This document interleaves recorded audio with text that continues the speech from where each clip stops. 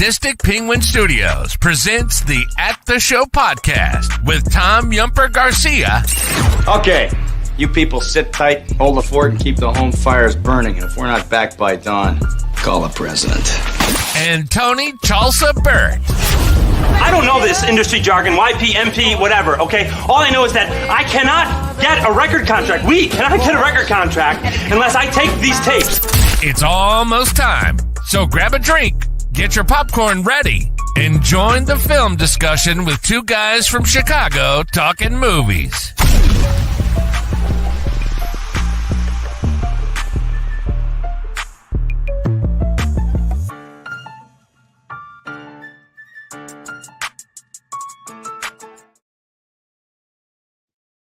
Hello, and welcome to another episode of the At the Show podcast presented to you by Sadistic Penguin Studios. I'm one of your co-hosts, Tom Yumper Garcia, and I'm with my man, Tony. He's back as Chalsa. I'm back. Bert. I'm back. How you doing, my man? I'm doing great. Lots of chips, lots of salsa, lots of movies. Ready to rock. Yes, we saw the famous tweet of you eating the salsa and the chips. And I was like, oh, man, did you overload on it? Oh, I did. It was, honestly, they can never bring too many baskets. One day soon we'll find ourselves and you will see with your own eyes how much corn chips I can really eat in a sitting. It's pretty amazing. Yeah, I'm a big salsa fan too. I know that's where we connect on, but that was pretty hilarious when I saw that. And my wife was like, Tony's eating salsa again. I'm like, oh. It's back. I'm back.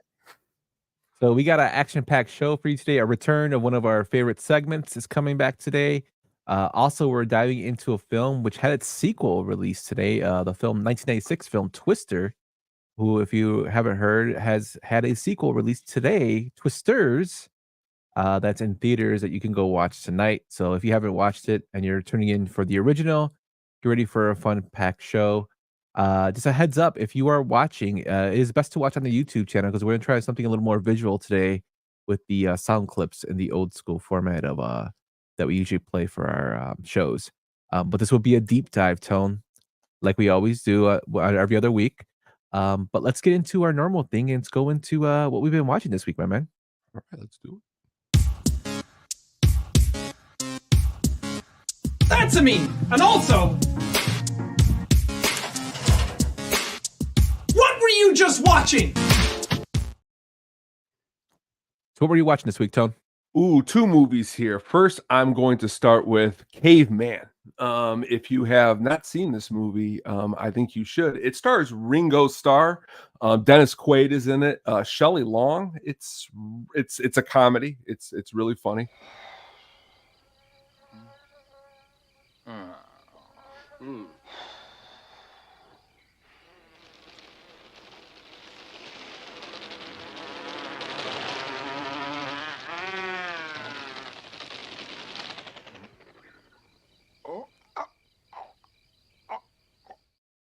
Just really, I remember my dad, he showed me this movie a long time ago, but a lot of laughs. It's funny to see Ringo Starr in an acting role. If you're looking for something funny and just honestly, there was the movie a couple years ago with Jack Black. It was called Year One.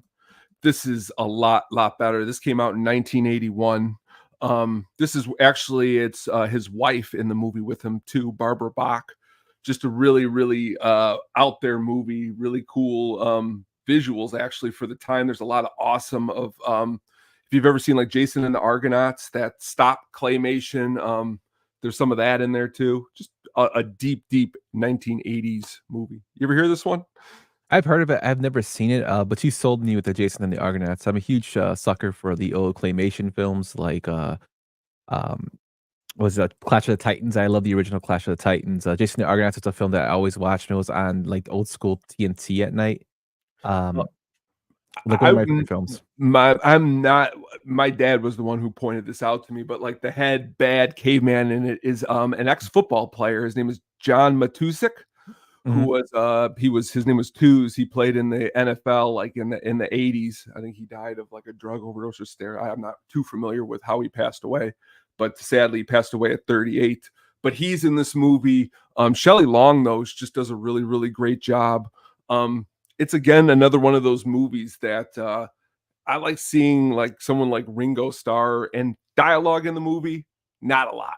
It's a lot of like grunts, like they Mm. don't talk. It's not like Year One where they're talking and stuff like that. So definitely worth checking out would be that. The other movie that I decided to watch, which I've watched quite a lot, is 1983's Risky Business. And the real reason I watch it, and my wife rolled her eyes earlier, is I say every time I am not feeling the best, I watch this scene right here. It makes me feel better.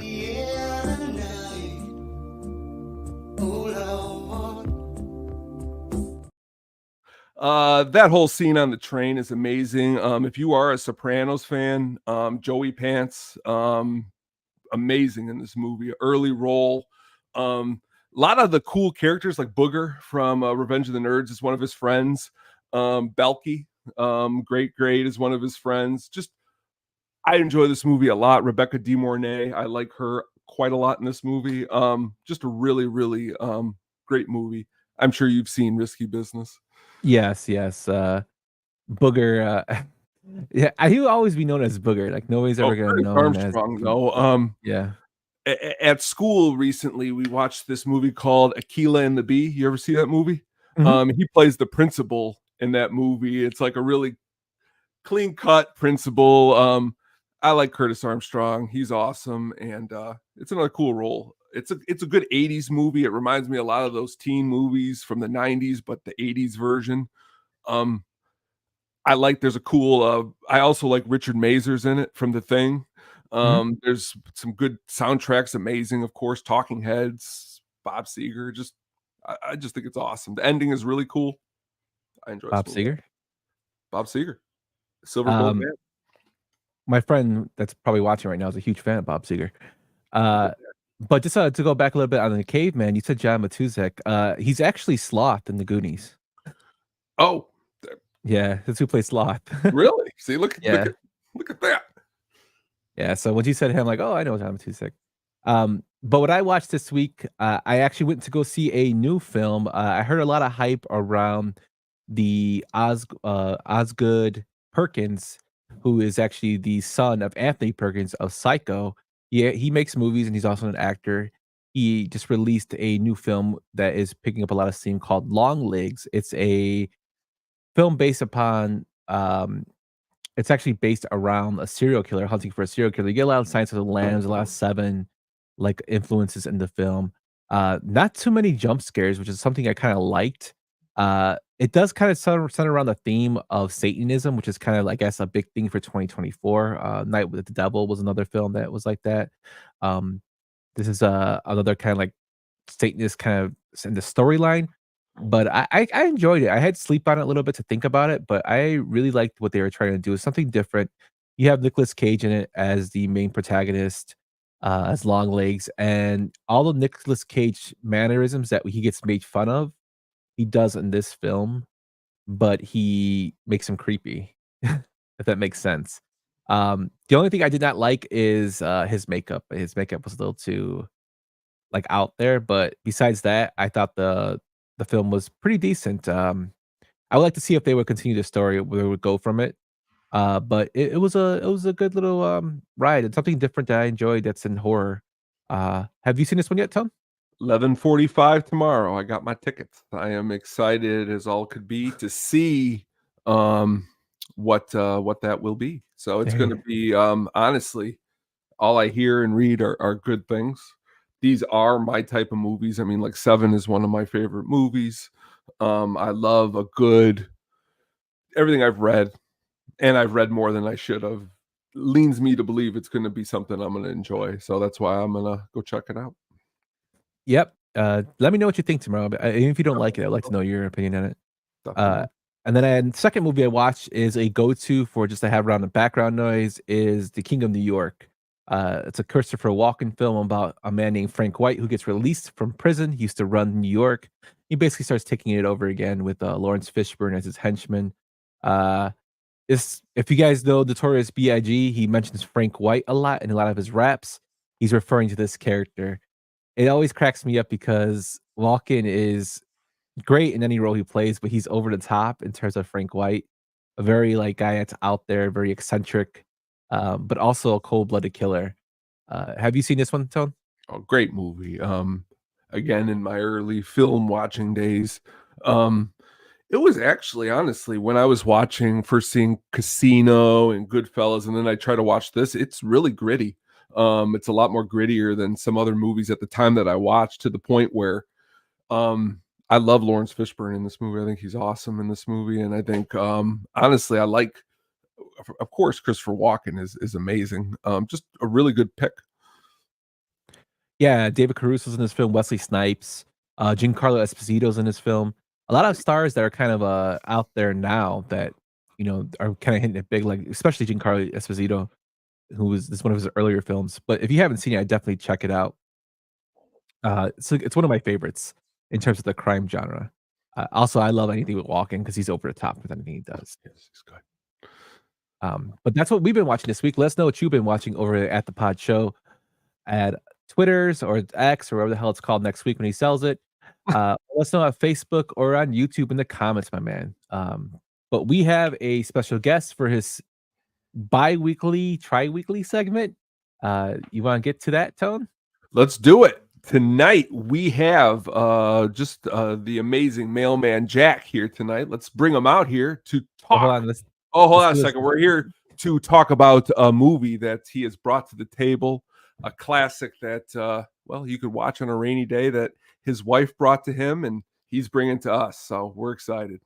Yep, let's get to Mailman Jack's opening segment here. That's what it is.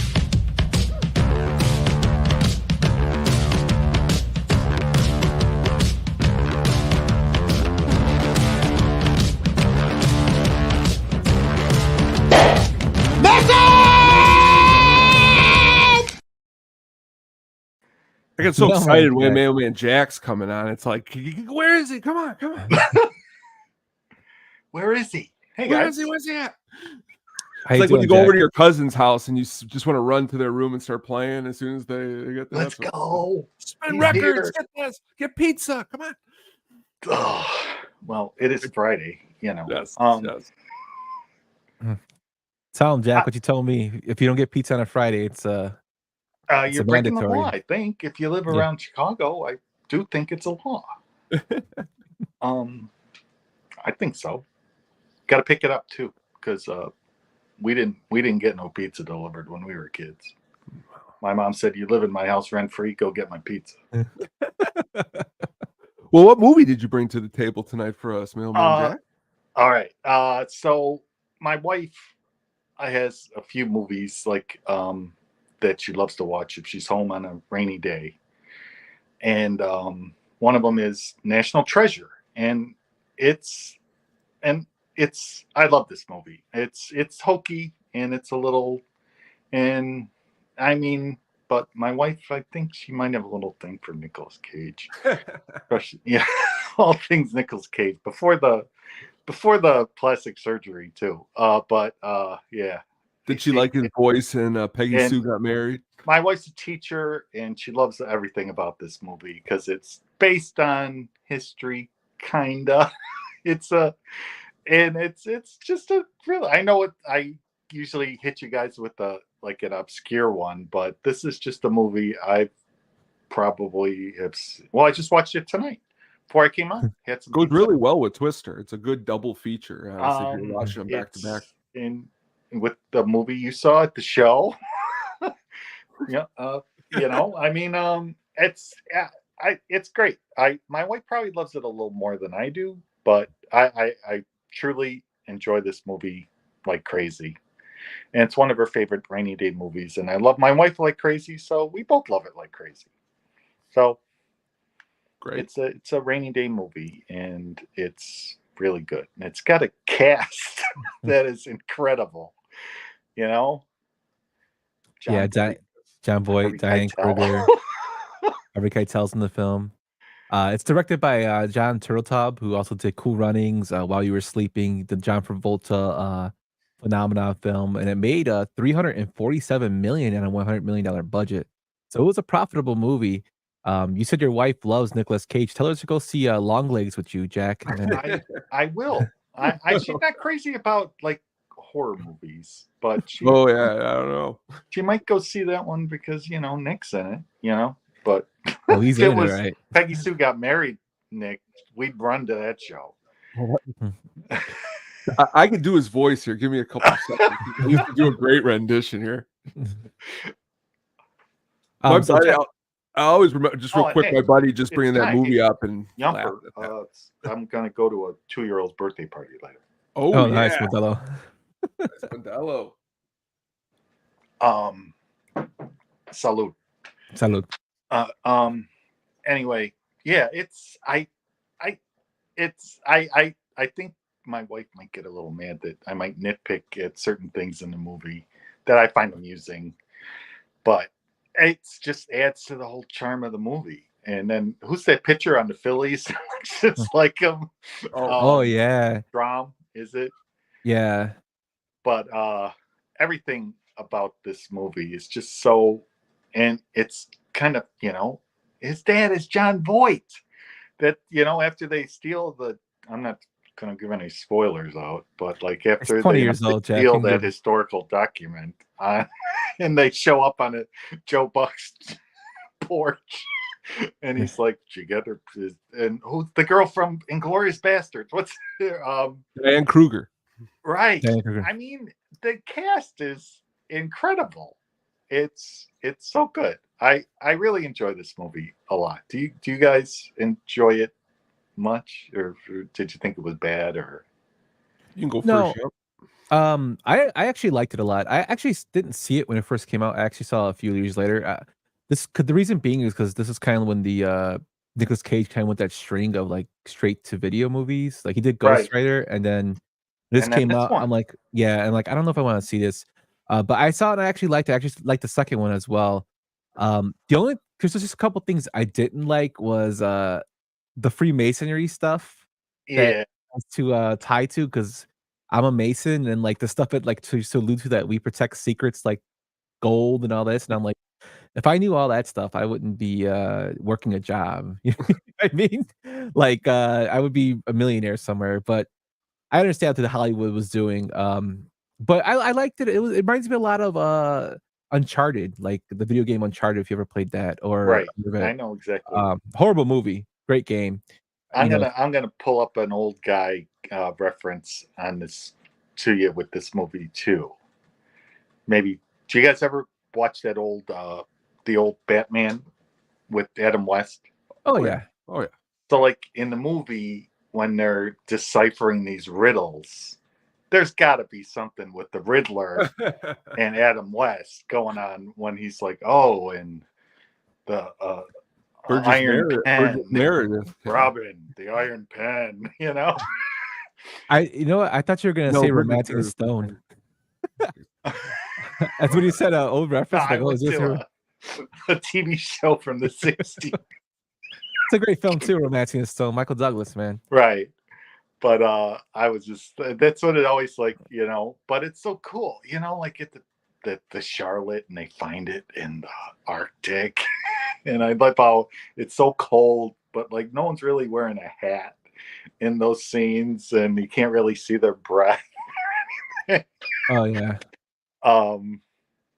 What's not to like? I mean, like I said, it's always like, because like I work on Saturdays, and invariably if my wife's home on a Saturday and it's raining, and I'll come home at the end of the day and there's a movie on, and it's usually National Treasure or Sweet Home Alabama or The Proposal. Those are 3 favorite rainy day movies. But we wanted to talk about National Treasure. Last night, I came home from dinner and I sat down and it was on USA. And I honestly, I thought I saw it back when it came out, and honestly, it wasn't something that I enjoyed. But I think I was a lot more serious of a film watcher back then. Like now, I'm just like, throw anything at me, we'll have a good time. And last night, I was watching it and I'm like, John Voight, Harvey Keitel. Katie was like, is that the guy from The Hangover who gets lost? Justin Bartha? I'm like, yes, that's him. And then I turned my back, and then next thing you know, part 2 started playing, and then we started watching part 2. It got out of control. It got out of control, but a good fun time, like you said. It's a good. I love Romancing the Stone. I love treasure hunting movies. I love anything that's. I mean, Nicolas Cage. I know, right? He didn't really go over the top on it. He played it pretty straight, and it was real. You forget how adorable Nicolas Cage is, when they make it, and when they're underneath the church where the treasure is and going, and he's got the torch and he grabs the girl and kisses her right as they're leading them to the catacombs of their death, probably, or whatever. I gotta kiss this girl with this 200-year-old torch that worked perfectly when they took a lighter to it. Sean Bean's great in the movie with his long hair. He does a good job. He does. There's so much going on in this movie. Yeah, there is. I took a ton of notes. Hey,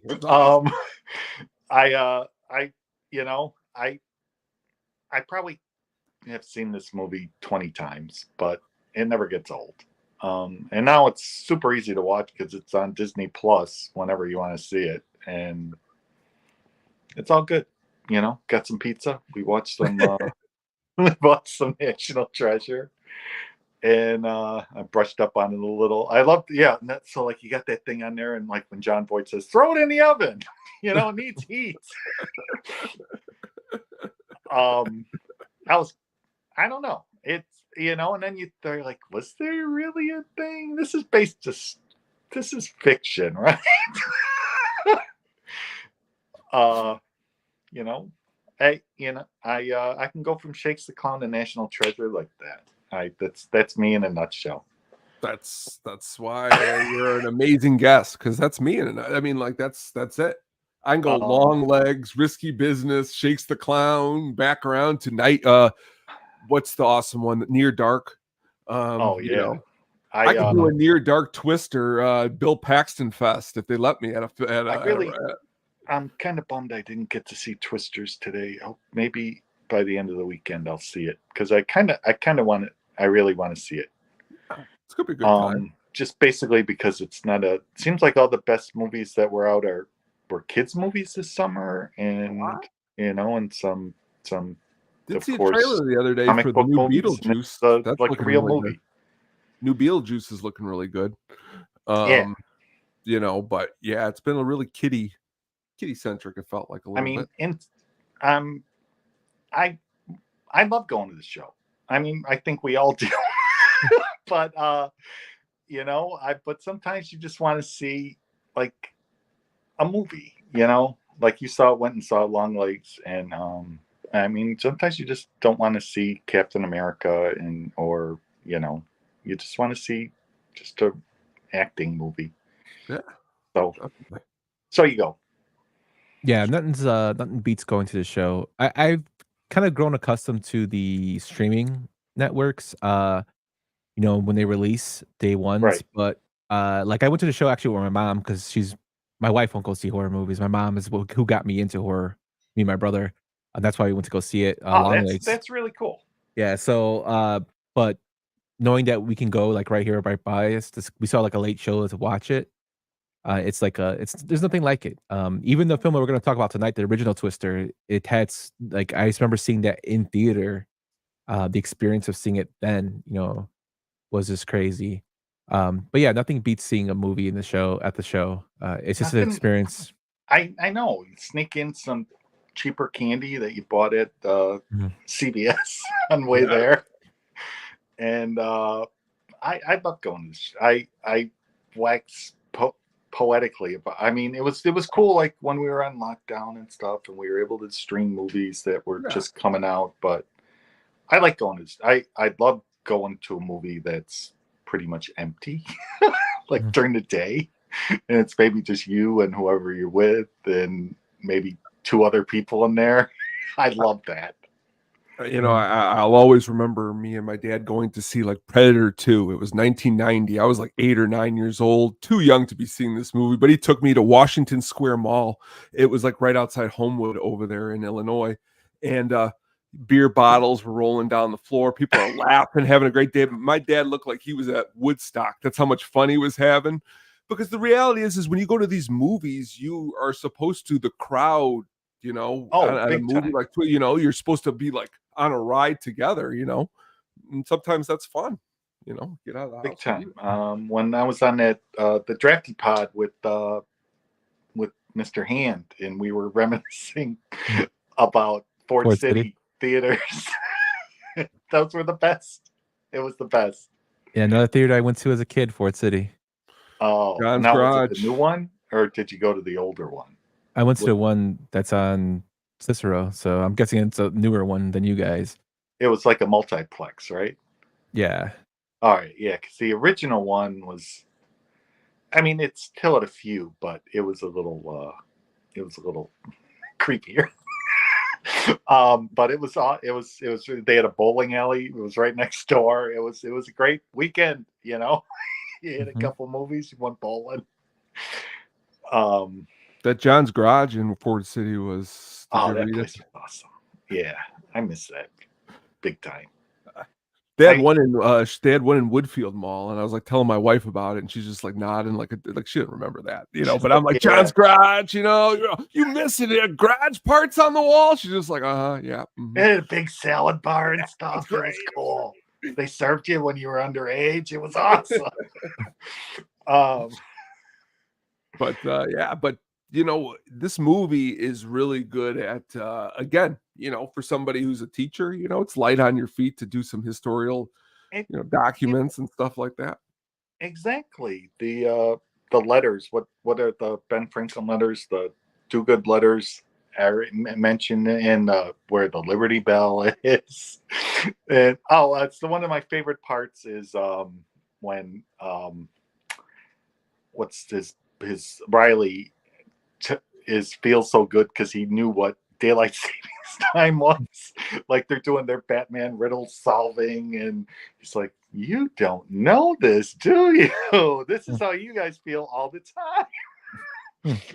We're good. They didn't start daylight savings time till World War One. And who was it written? Ben Franklin."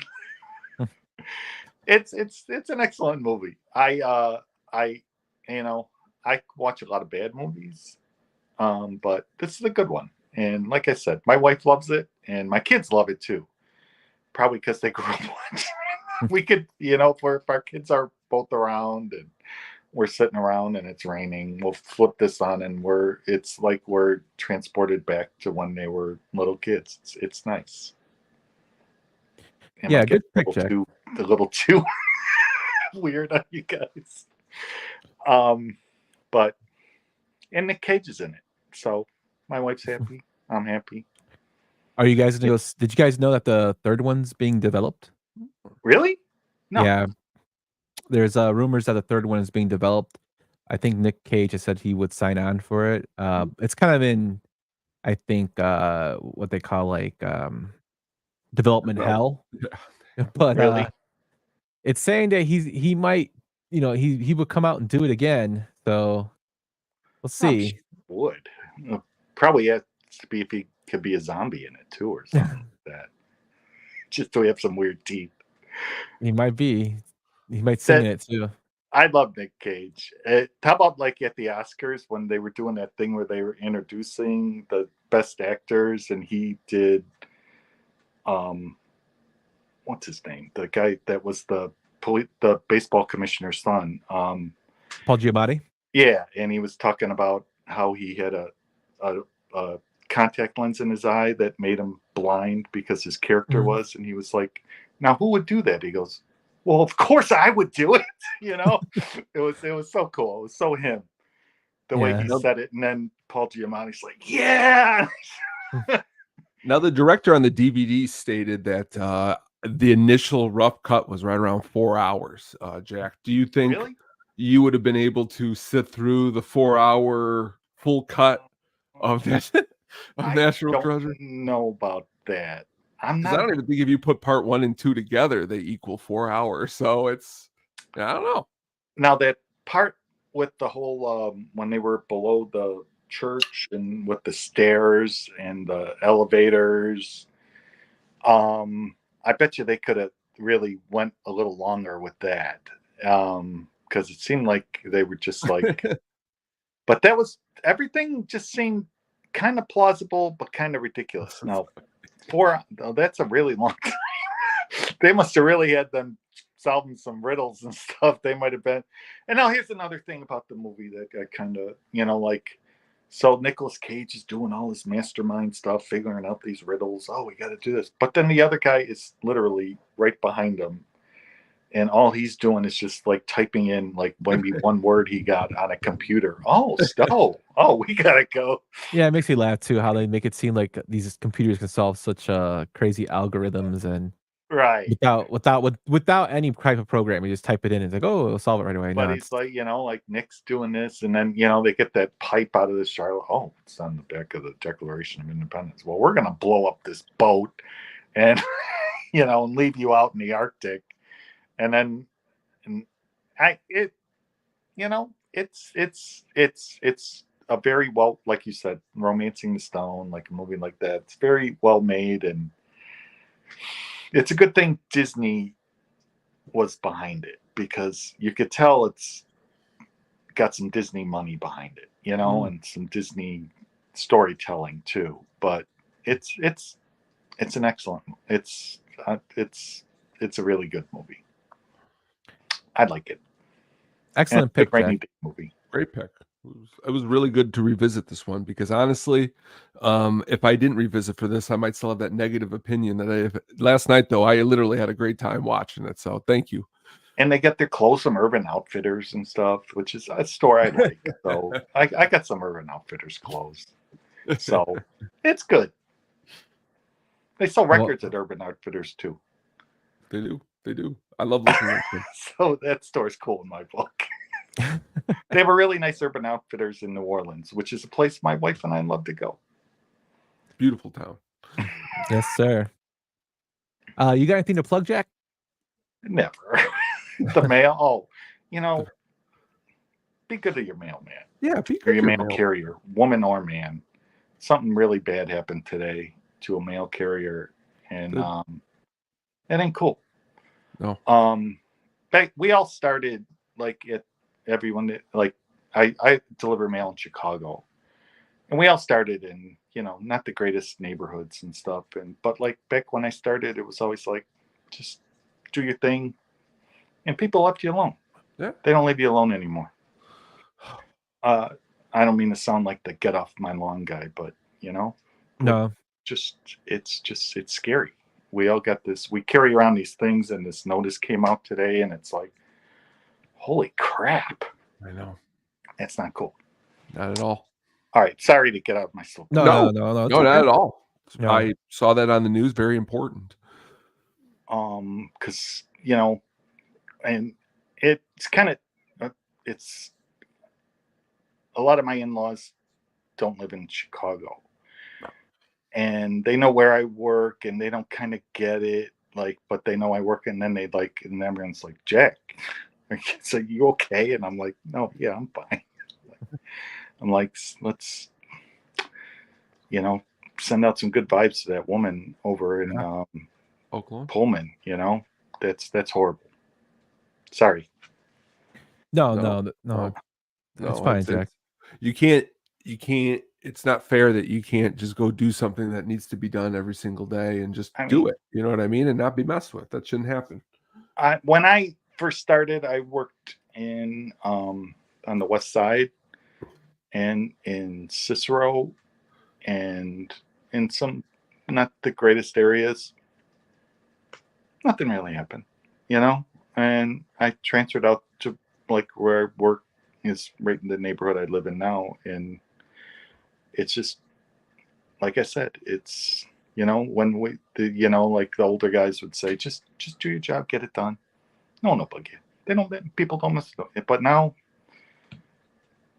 stuff like that don't happen. They mess with the mailman, and I all right, I'm done. Sorry. You're all good, Jack. Don't mess with your mailman, or Jack's gonna stick his foot up your Yeah. ass. Right? Oh. We're just trying to get done and take a 3-hour break. Just leave us alone. Yeah, that's it. Yeah. But thanks again for coming down, Mailman Thank Jack. you. We love when you come on. We'll have you on again shortly to tell me we talk some other of your stash or your special delivery All right. stash. I already got something in mind for the next one. I well, think I told you both of you probably. I text you guys way too much. Thanks for No, you listening. don't. No.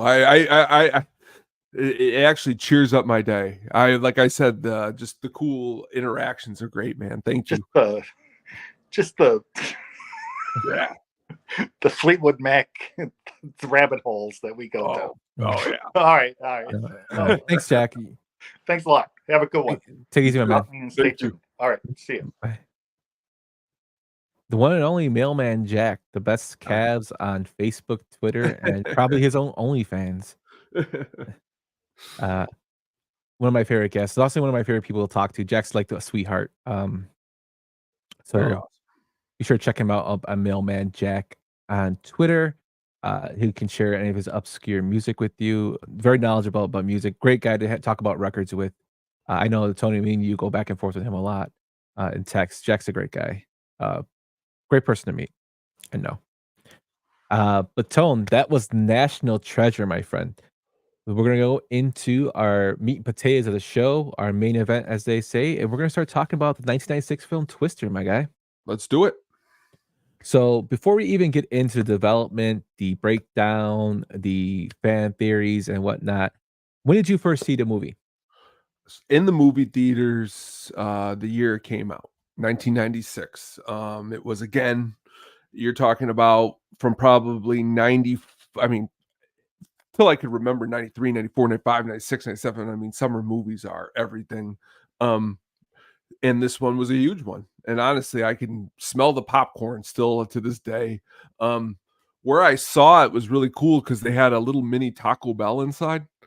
And you know me and my tacos and chips and salsa. It was so cool to be eating tacos and be watching a movie. But again, great experience, man. Just again, we like all different kinds of movies here. This is a great visual movie that has some really good actors in it. I mean, you're talking to somebody who's Bill Paxton's one of my favorites. I mean, he's great in so many things. So, of course, I'm going to like him in this.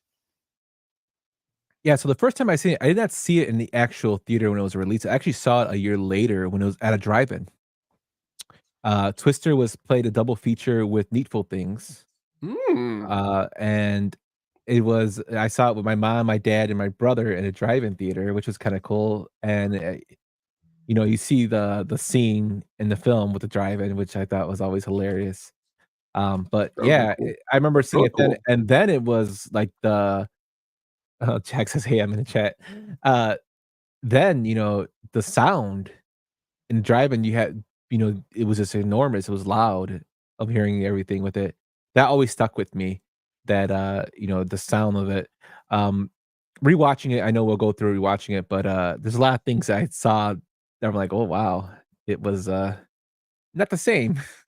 Well, I mean, again, it's when you saw it that first time. I mean, for myself speaking, you know, in 1996, I'm 14. You know, you're right around 10, 11. You know, we're it's a different time. You know, now it's different, but we're gonna get to that. Yeah, we're gonna get to it. But let's just go straight in, my man, to the development of the film. Let's do it.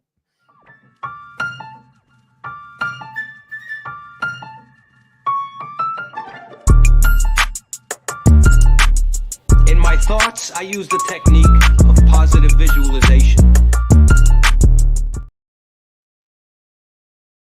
My wife says, hi, watched it, lived it, always running home to bungalow from a pool around the corner. As a kid, when they hang out into the pipe and then get sucked into the tornado is my favorite. Great part. Yeah. My father-in-law will tell you a story about a tornado if you ever meet him. I would love to hear it. That would be The cool. one that hit Oak Lawn many years ago. He ran away from it. Now, before we get even started here, if we didn't have Mailman Jack on here and this was the poster we were going to use as our poster, I was going to say you can just make me Helen Hunt, but you went the more bigger route, so that was fine. I was just telling you, I was getting ready to text you that. If you need to make me Helen Hunt, don't be worried. It's okay. No, I was going to find something that was. I know. I was maybe going to put your head in the tornado or my head in the tornado. That would have been funny. Like kind of like Wizard of Oz style. That would have been good. But the concept of Twister and initial pitch actually came from a writer named Jerry Hilton. He actually pitched it to Amblin Entertainment, who brought the film script to Michael Crichton and his wife Anne Marie Martin to develop it to a screenplay. They were paid $2 million for that, and instead of a traditional pitch, they used an industrial light and magic show basically to create like a proof of concept clip demonstrating like visual effects, and I even had a CGI sequence in it of like a truck being driving towards a tornado and the effects it would have had. And he was actually inspired by the PBS documentary about storm chasers and the classic film His Girl Friday. So when I was doing research for this, it's kind of crazy that his story pretty much got picked up right away, but the fact that he sold it with special effects and CGI is something that's really interesting. It's something that we haven't heard before when we did a deep dive. No. And you gotta remember, this is like mid '90s, so as we go through the film, CGI was just still something new. It was practical effects were probably king still. Computers were starting to come into their own. I mean, but they are still kind of outdated than what we have now. And CGI was, like the next big thing. And he sold it something early there, which I thought was pretty crazy. The studio that bought it was, you know, Steven Spielberg's Amblin Entertainment, and they gave it some financial backing. Spielberg loved the film. They also had some backing from Warner Brothers and Universal Pictures. Warner Brothers handled North American distribution, and Universal's United International Pictures handled the international distribution. Both Josh Whedon, who you might know from Buffy the Vampire Slayer, and Steven Zalilian were also brought in as script doctors with a fee of $100,000 a week to get the script up and running. Unfortunately for Twister, it actually went through the industry for years, having been a sought after project, but just could really never get the funding nailed down. Even though they had the backing, they could never get who they're going to have direct it. From very early in the development, Spielberg wants to direct it, but then he decided not to do it. Robert Zemeckis was even mentioned to direct it. Tim Burton, also John Carpenter, James Cameron, and even John Badham were actually considered to direct it, and they were approached at various times, and either they turned it down or they were thought about but never really offered it. Spielberg actually served as the executive producer for the film, and he went to find another director by the name of John de Bont, if I'm saying that correctly, Han de Bont, or is it Jan de Bont, who directed one of Tony's favorite films, Speed, and he was loved by it. Spielberg loved that film, and he reached out to de Bont, who had recently left another horrible film in Godzilla, 1998's version, due to creative differences. And seeing this film, I wonder how Bont would have done in Godzilla. And basically, Spielberg described Twister as a grim fairy tale with the monster emerging from dark clouds, and Bont was sold. And that's how we got our director. So, but looking at that list of James Cameron, Robert Zemeckis, Tim Burton, John Carpenter, like how would you have thought the film? Well, how do you think the film would have came out if you had one of them directing? I mean, when you talk about it and you think about it, Twister's just like Speed, but with a tornado almost. Whereas those directors, are they going to bring a whole different feel to this, or would it be like a different? I don't know. I'd be curious. Honestly, well, most times I usually say to you, no, I like the way it is. I'd be curious to see what like Tim Burton's vision of Twister would have looked like, something like that. Something like really, really dark. Yeah. Burton's known for having really, really obscure like creatures or something in it. Yeah. Something. I would like to see James Cameron's view of it as well. That would have been good too. He's very, very practical effect everything. Although he does use CGI for his stuff, but he does like a lot of camera work that's like revolutionary. That's why he's done the Titanic, and then he did Avatar. He waited 20 years so the camera lens could be more developed for underwater viewing and whatnot. Like I would like to see how he would have done it, because he's like all up there with the science and the artistry of filmmaking. It'd been kind of cool to see how he would have done it. Definitely. But now that we have our director, we have our funding, and now we gotta get to our favorite thing, the casting. For the role of Joe Harding, which eventually went to Helen Hunt, Laura Dern was actually first considered for the role. The studio wanted a well-known actress to do the role, and John DeBont did not want a well-known actor because he didn't want to work with famous actors. He thought they were demanding and had diva behavior, and he wanted to go with lesser-known actors to not draw away from the attention of the tornadoes, which I thought was hilarious. When I read this. Uh, he said that the hardest actor to cast was Helen Hunt. The Bond really wanted her to play the lead role because he loved her strong persona and ability to boss people around, which reminded him of a whirlwind. However, the studio was puzzled over his choice since Hunt was only known for doing TV sitcoms at the time, Men About You. So they pressured him into holding additional auditions. He said that these auditions were really embarrassing since he had to tell a actress who turned up that he already had his mind set on Helen Hunt, and afterward informed the studio that he was unable to find a more suitable actress. So he lied for her, which I think is hilarious. Hunt initially was uninterested in the film, declaring that I just didn't know what I could really contribute acting wise to this film. But she changed her mind after having lunch with the director and Spielberg at Amblin's offices. So it took Spielberg to get her a little, and pushing in the way of doing this film. And Bond finally got his actress of choice. It's kind of crazy that Helen Hunt's a two-time Oscar winner was kind of like looked at as a nobody. Even she was doing a hit comedy like Mad About You was big back in the 90s, It's true. which I thought was pretty crazy.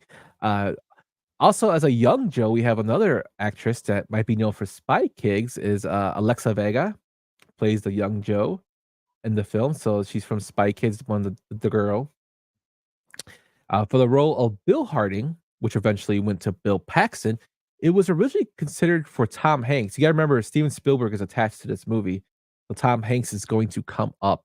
Hanks read lines with the cast and even chose the character's wardrobe, which stayed in the final film, but dropped out of pre-production and said it wasn't what I was trying to do with my career at the time. It called for an erratic man with a southern flair. That wasn't me. While on the set for Apollo 13, Pac, Hanks felt co-star Bill Paxton was perfect for the part in this film and helped Paxton land the role.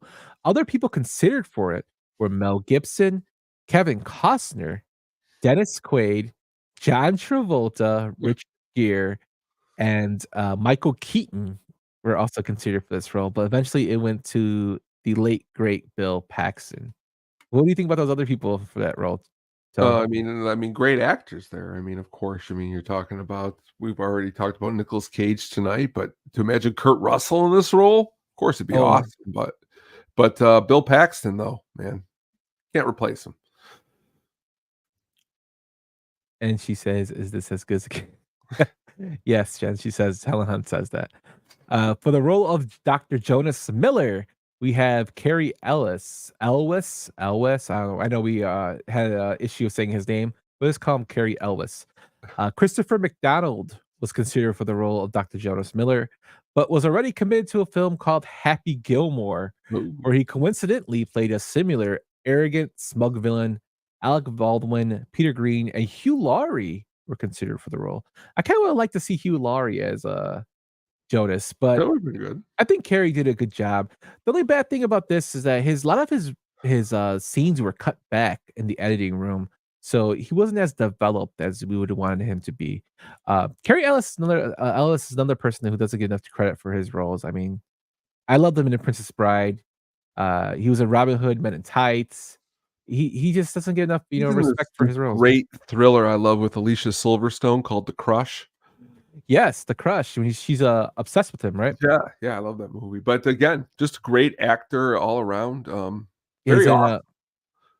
To be in Princess Bride and Robin Hood Men in Tights, I mean, pretty cool. Yeah, he's also in Kiss the Girls. Yes, that's a good movie. I just watched that recently. With Morgan Freeman. Yeah, just another actor that doesn't get enough credit, but what are you gonna do? And then we have the beautiful Jamie Gertz, who will always be known as Star to me from The Lost Boys, as Dr. Melissa Reeves. Mira Sorvino was actually considered for the role. Her, but she actually turned it down, so because she didn't want to dye her hair brown for the film. So Jamie Gertz was cast instead. So let's drag. Lois Smith was cast as Aunt Meg. Another guy who we might know from A Certain Person's Day Off, Alan Ruck, Ooh. was cast as Rabbit, a young Alan Ruck, which is I always like the only two movies I can considerably remember Alan Ruck in are Ferris Bueller's Day Off and Young Guns 2. And after rewatching this film, this will probably be the third film I always reference him to. There's a fourth one, and he's in the one that John DeBont did before this. He's in Speed. He's like one of the guys like sitting on the bus too. Oh, yes, he is. But like Yeah. again, these are the only four that I think of, Mhm. besides Succession, which is not a, but again, movies. And just a little trivia about Alan Ruck.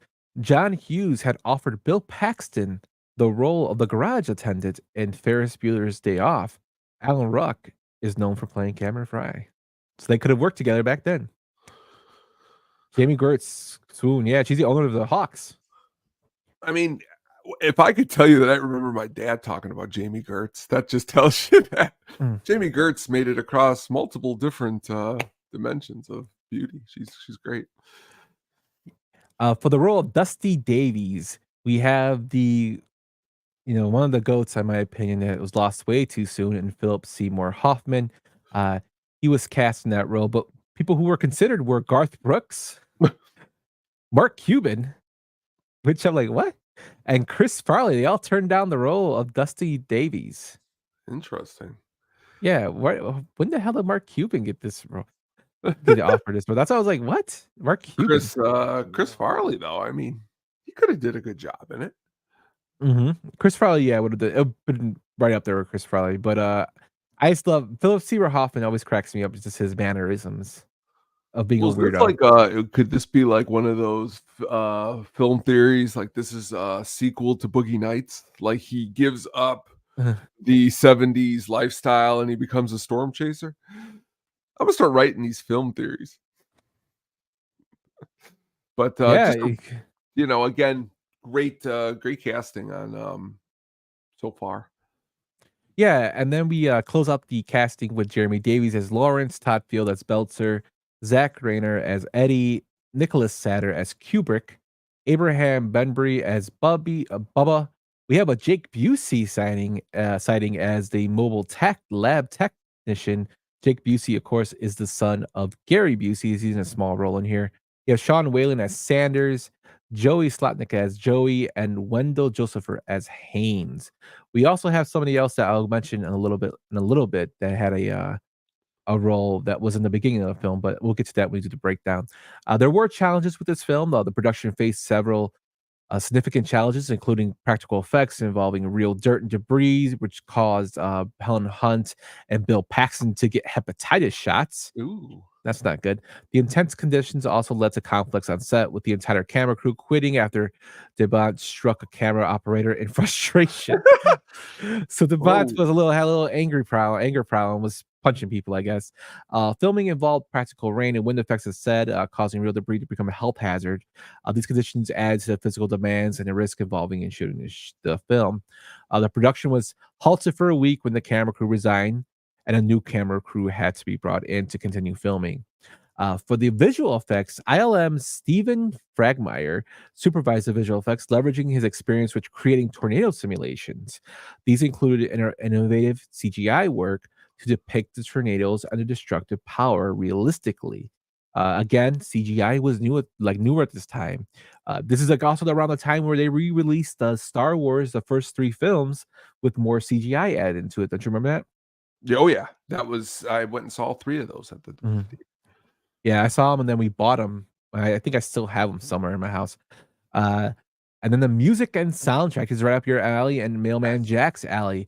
The soundtrack featured contributions from Van Halen, among other artists. Tensions over the film's theme song led to significant changes in the band, including the departure of their lead singer, Sammy Hagar. Oh, I've read about this story so many times. Again, honestly, if you probably one of my top 5 favorite Van Halen songs. That's what makes us.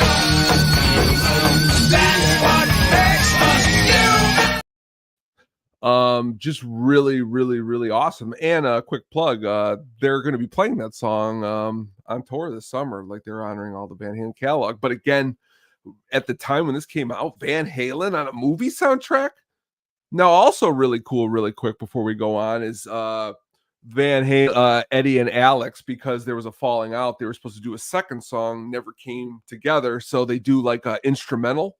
It's like in the credits at the end. It's really actually really cool.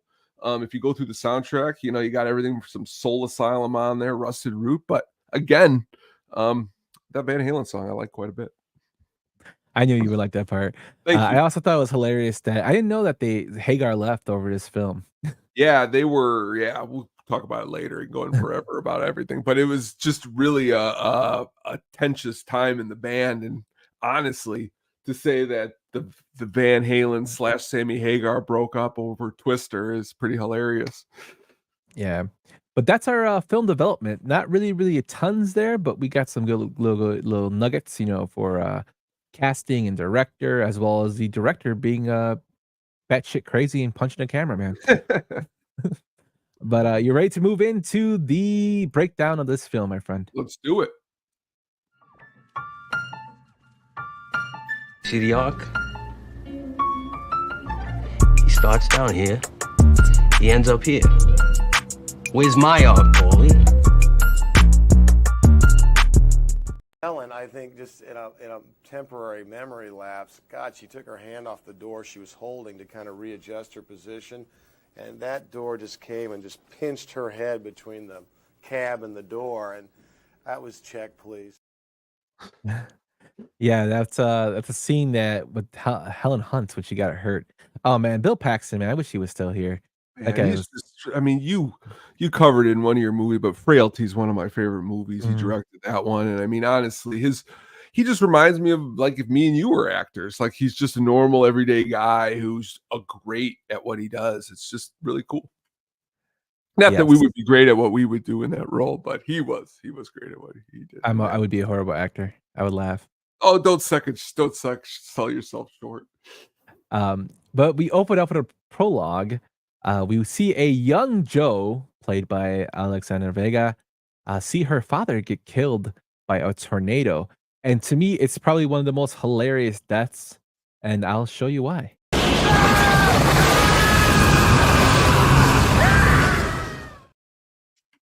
Reason being is because they run down to this little, you know, they see that the tornado's coming, and they run down into their shelter, the little shack. And for some reason, the dad is holding the door, which I do not. Even as a kid, when I saw this, I'm like, why is he continuing to hold on to this door? He should just went in the damn basement. And he holds on to the door as the tornado breaks it off, and he expects these little screws to hold the door. And the tornado breaks it off, and he flies into the air and dies. What did you think of that part, Tone? I mean, again, you got to suspend belief to have some fun. You know what I mean? And we talk about this a lot. Yes, I mean, obviously ridiculous. Oh, definitely.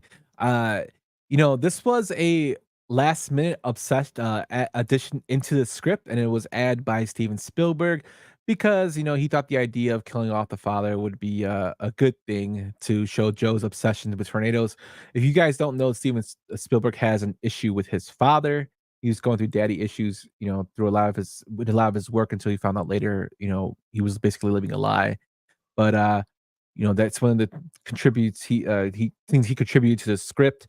I did find it hilarious that rewatching this film, I realized Richard Lineback of Speed is in this film.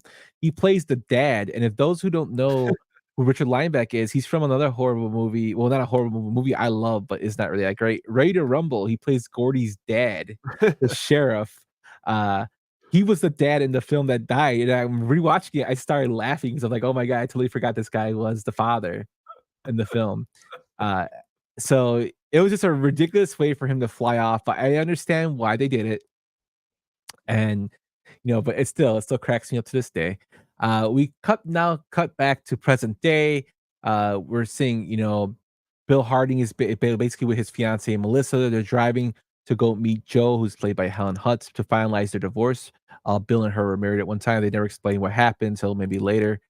They give hints, but they are trying to find her to sign the divorce papers. They find her and her team preparing to chase a tornado with a new invention designed to release sensors into the tornado called Dorothy. And we learned that Bill actually created this. Um, a little trivia about this is Helen Hunt and Bill Paxton had to get hepatitis shots, like I said, due to the dirt and debris flying around because of the practical effects. Also, the high intensity lights they use made them get temporary blindness. So Wow. yeah, pretty crazy stuff there. You know, Very, we very, very we crazy. also see an introduction into the team, and one of my favorite parts is when we see the introduction of Rabbit. Don't fold the maps. I didn't fold the map. Yeah, well, Kansas is a mess. There's a big crease right through Wichita. Roll the maps. They go roll the maps, which always cracks me up, and Alan Ruck looks so young. We also see the first appearance of Dusty, and he explains what a certain zone of the tornado is. The suck zone.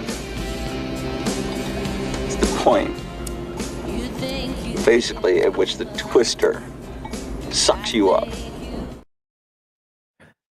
And that scene right there, supposedly Philip Seymour Hoffman is sitting on a lawn chair, and he lifts his leg up in the air while laughing. His genitals were visible, and they cut it out because his pants were split. They cut it out in the VHS and the DVD versions, but it was leaked to VHS screeners later, which I thought was hilarious. So apparently, Philip Seymour Hoffman's junk is out there in the public. Oh, that's hilarious. You know, we see the present day thing of them going into, going to the place where Joe is. But before that, we do see kind of like a satellite. They show a satellite and they zoom into like a computer screen, as a transitional point. And man, the CGI does not hold up. It looked like a Windows XP or Windows 98 video game I used to play as a kid. The graphics were really bad, man. Like, I like this film, but the CGI has not aged well. Well, at least for the especially that part. Some of the tornado stuff isn't terrible. Okay. No, it's not terrible, but there's certain parts. It's a rough time for CGI. You know what I mean? But this is a little bit better than like Alien Resurrection. There's like a scene where like it looks totally like computer, like yes, it's there is parts, but that's the magic of it, some of it, maybe not the scene where he's holding the door, the dad, but we could have done without that. Yeah. But yeah, it's definitely outdated. But yes, you did hear Stevie Nicks there, Jack. She was playing in the background with Dusty.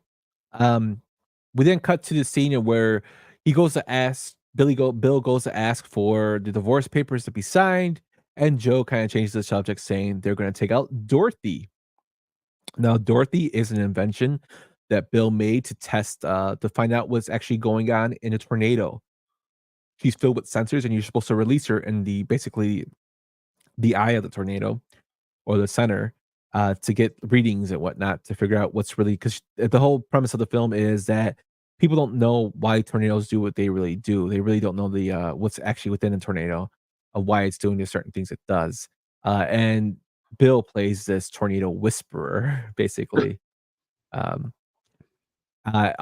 Dorothy, it was inspired by real meteorological research equipment. It involved a bunch of, scientists and actual people that were consulting the film that were with meteorology that could give their honest opinion on how to build it. So it's actually kind of legit.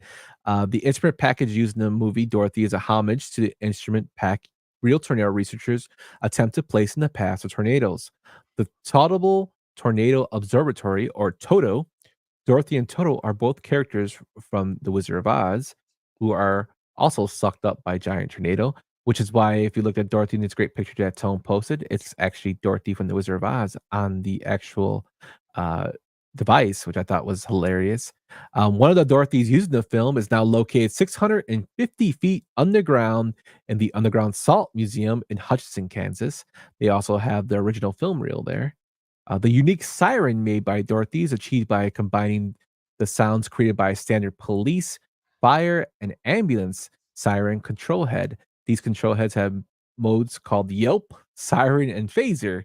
The same sound would later be heard during the chase scene from Terminator 3 Resident Machines with the fire truck, crane, and ambulance police cars all chasing the Toyota Tundra. In a later movie, the sound was created accidentally in this movie on purpose. So in the Rise Against the Machines, it was created accidentally, and this one was on purpose. And I kind of felt sorry for the retired Tom Skilling a couple days ago. He missed out on the metaphor for Christmas party. Tom Skilling. The reason Dusty wears a OU University of Oklahoma hat is because the producers wanted to spite OU for not letting the OU symbol be on Dorothy. They mentioned in the film that they're running out of grant money, so you can assume they're either with a organization or a university. So it's kind of hinted that Oklahoma University is who they work for, even though it's not explicitly said. And then the film's flashback scene shows a young Joe having the same breed of dog as Dorothy's Toto and the Wizard of Oz. So there's a lot of connections with the Wizard of Oz in this film. Uh, just a lot. An important subplot to the movie is the rivalry between Bill and Jonas, which we'll later get to, which both had the same design for the Dorothy machine. And that's where we first meet Jonas, is when they see a tornado is coming and they all go to try to go catch it. And we first see the appearance of Jonas. Jonas, son of a bitch. Who is that, honey? Jonas Miller, he's a night crawler. We all started out in the same lab, and Jonas went out and got himself some corporate sponsors. He's in it for the money, not the science. This makes me laugh, just like the disdain in um, Bill's voice cracks me up. Just like how he looks disgusted when he sees Carrie Ellis as Jonas' his car, and Carrie Ellis is like they're in like black vans, Oh yeah. which I guess is supposed to be like corporate money. He calls him a nightcrawler, which cracks me up because he actually was in a film called Nightcrawler with Jake Gyllenhaal, like later in his career. That is Bill Paxton. Um, and Jonas has a dot .3, which is basically a ripoff of Bill's Dorothy. Bill confronts him when they go into this place to meet. Basically, they can't find where the tornado's heading. They're trying to observe and research it to where it's going to be next. They pull him to this basic like a restaurant, barbecue restaurant, and he confronts him about stealing his design. And Jonas comes back with probably one of the worst comebacks ever when he tells him, "I love your news reports," which just pisses off, Bill to no end. And I thought it was like one of the most hilarious things. Like, what? It's like a horrible comeback. Like, what'd you think about that, Tone? A bad comeback. I mean, but like I think from the perspective of like Bill, like this is something he always did, and then he like left it for the money of the city, so like he can get under his skin. It would be like if you were a punk rocker and then all of a sudden you started playing stadiums and someone's like, not a punk rocker anymore, huh? He would just be like, well, why are you saying that to me? But then just like Mailman Jack said, the jerk store called. Yeah, they're all out of you. Yeah, just it's always cracked me up when he says that. As they transition from that, they almost fight. They calm each other down. They find out the tornado is going to be somewhere. But before, Bill's been mentioned as the tornado whisperer, and we see what he starts to see the sky is changing, and he calls out a little tagline here. Going green. Greenwich. Saddle up. You got it, boss. I like that part where he's like, it's going green. He throws up the dirt, and it's just so like, it's so unrealistic, but just it just adds to the film, like about how cheesy it is. But he's like going green, and they're like, okay, and they just jump in their cars and they drive with Joe joining Bill in her car, and they're driving towards the tornado, and they eventually go into like I said, like a little dirt road with the tornado eventually coming above them. They can't get Dorothy released. But the tornado is coming above them by a little bridge, and they're screaming like hell. And Joe says some crazy stuff about wanting to see the tornado as a hide for shelter. What are you doing? What are you doing? I want to see it! I want to see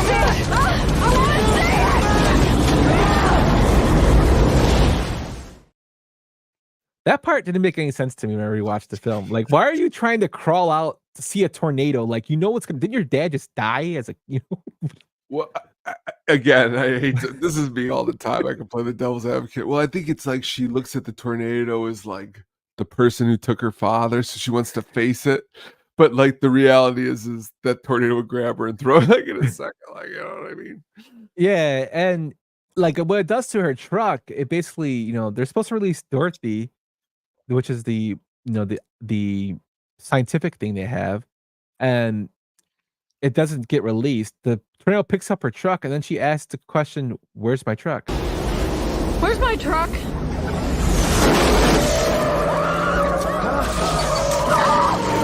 There it is. Talk about timing, right? Yeah, the best part is when she's like, "Oh, there it is." There it is. After it almost kills Melissa, who happens to be Bill's new fiance, which I thought was pretty hilarious. One of my favorite parts leading up to this tone is when they have Dusty's playing music through, and I think he has a synthesizer in his mouth, right? When he's driving attached to his van, and he's playing Eric Clapton on the way there, and later on he'll play Deep Purple. Oh, yeah. But he's playing Eric Clapton, A Motherless Child, on the way there. And it's just blasting through his and Dusty's a character, man. He's definitely out there. I love when the car is smashed and he goes up to us like, "Oh, did you see that? She almost got killed, but that was awesome." And as Jonas and his crew's driving by their broken wreckage, he jumps on Jonas's car and kisses him on the head and says, "Always late, Jonas, always late." Like, it's just Dusty is completely out there, and he's my favorite character in the whole film. As I rewatched it again and later, especially towards the end of Carrie's involvement in the movie, Zach Grenier, his partner next to him, is like he's a pretty good actor in a lot of stuff, but the way like just Carrie as a whole, he plays again. You need in a movie like this a good prick, and he does a good job at that. Yeah, and Zach Grenier is actually from Tommy Boy. It's another role I remember him from. That's one of the guys from Tommy Boy. It's how I always remember him from there. There's a lot of people in this film that like. There's actually one of the people that are on Carrie's side. He doesn't have a name, a role with a name, but he's in Suits. He's Elliot Thumple. He's one of the lawyers, but he's one of Carrie's tech guys. And seeing him was like, oh man, there's a lot of old, a lot of young guys in here. Also, I forget the guy who's with Rabbit. I can't think of his name off the top of my head. That character. Who drives with Rabbit? That character, Alan Ruck? No, not Alan Ruck. The guy who drives with him. Oh, guy who drives. Oh, the guy with the. I know you're. He's got Joey Slotnick, the one with the curly hair. No, not Joey Slotnick. It's I believe it's Sean Whalen. He's actually Roach in The People Under the Stairs. Yes, he is. Yes, you got the right guy. Yes. Yeah, Sean Whalen. Yes. There's just a lot of people that have smaller roles in this film, but we've seen, in bigger roles. Idle Hands too. I like that movie. Yes. Also a great guy to follow on TikTok. He tells a lot of stories about his acting career. Oh, I'll have to look into that. Mm-hmm. Awesome. So we see them, the car, Joe's car is destroyed. She kind of hints for Bill to let him use his brand new truck, which she successfully does, and they're still chasing this twister. They're still trying to chase this twister going towards it. They start driving towards the twister, and as they drive, you probably see them on the most famous scenes that was shown on movie trailers. It was shown on commercials. It was made fun of, and we see they got cows when they see the twisters coming. Cow. I gotta go, Julia. We got cows.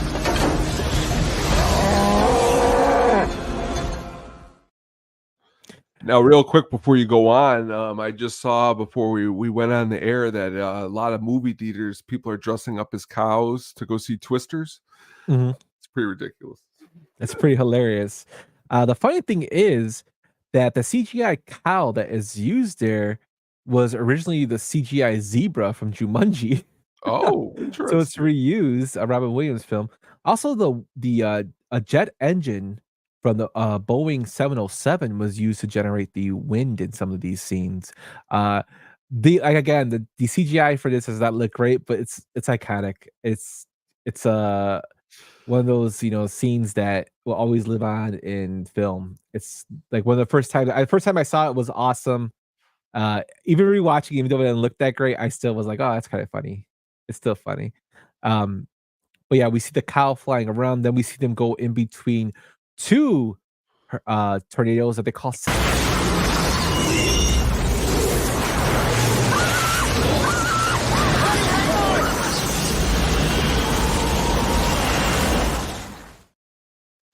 Now, those scenes right there, I think, were a little bit more visually Mhm. appeasing, and I think because it was mostly showing them in the car and then little specks of, like, the Yep. tornado.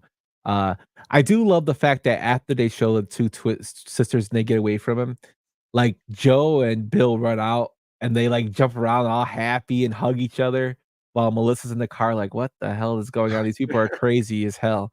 Which, like, I would feel the same way. I mean, being a tornado chaser, you have to have, like, thick skin and be an adrenaline junkie, It's and true. that's obviously what they are, man. It's true. We then cut to them going to Aunt Meg's house. Now, Aunt Meg is Joe's aunt. Uh, when they cook food in this house, it is awesome. They have steak and eggs, and like it makes me hungry for steak. When I watched it, the steak looks phenomenal. We see, that the team stops there for rest at the house, and it was filmed in the real town of Wakita, Oklahoma, with local residents as extras. The town of Wakita was just created the Twister Museum to celebrate and pay tribute to the film, with memorabilia including photos and movie posters and a replica of the Dorothy machine.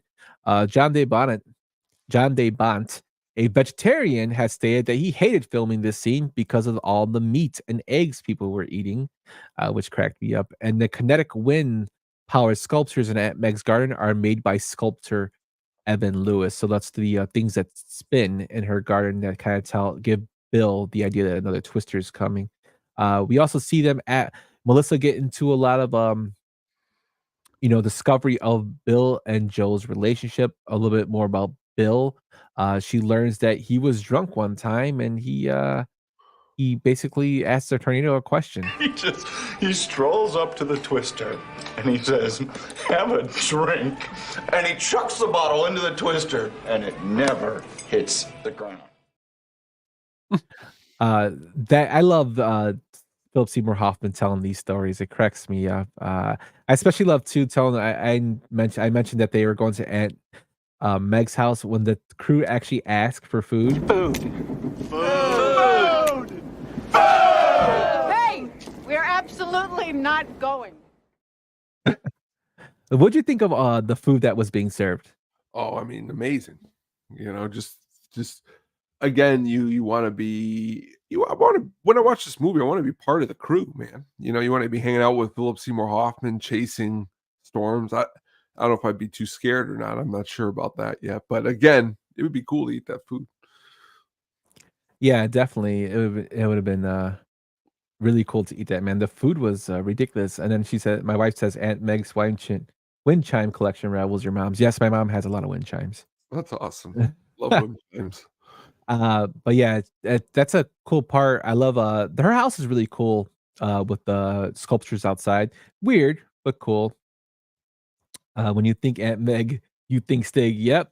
I love when Dusty asked her why all the meat? And she goes, where'd you get all the meat? She's like, "Oh, did you see my cows this morning?" And he's like, "No." And she's like, "Ah ha ha." So make it seem like she killed her cows to get the meat. But that steak looked phenomenal, man. It was. During this scene, we also see Melissa ask more questions, and we find she asks about the types of tornadoes and why tornadoes are F3s, F4s, and then she eventually asks about the big one, the F5. Or an F5? What would that be like? The finger of God. They call it the finger of God, which I thought was pretty funny. As probably the biggest tornado. And at this time, as Bill looks outside, he sees the wind chimes moving, and they see an F3 tornado is starting to develop, and they want to get Dorothy out there to do their research. So they drive with uh, Joe and Bill's drive his red truck, while unfortunately for her, Melissa has to get stuck with Dusty as he's screaming and doing as he's screaming and singing music as they're going after this tornado, and eventually stops to record with the other researchers, telling her how great it is looking at this tornado while rain is pelting them in the face. There's hail coming down. And Devont said that he regretted thinking of the hail sequence because it took so long and it was so difficult to do. Also, the crew couldn't find ice blocks big enough in Oklahoma for the hail making machine. They ended up having to find them in other states, and some were obtained from Burlington Ice Company in Burlington, Iowa. The ice blocks were made special by pouring milk into the water so the hail would show up better on the film. So he had to use ice from another state for this film, which I thought was hilarious. Uh, we see that the tornado starts to come down and basically destroys uh, Dorothy.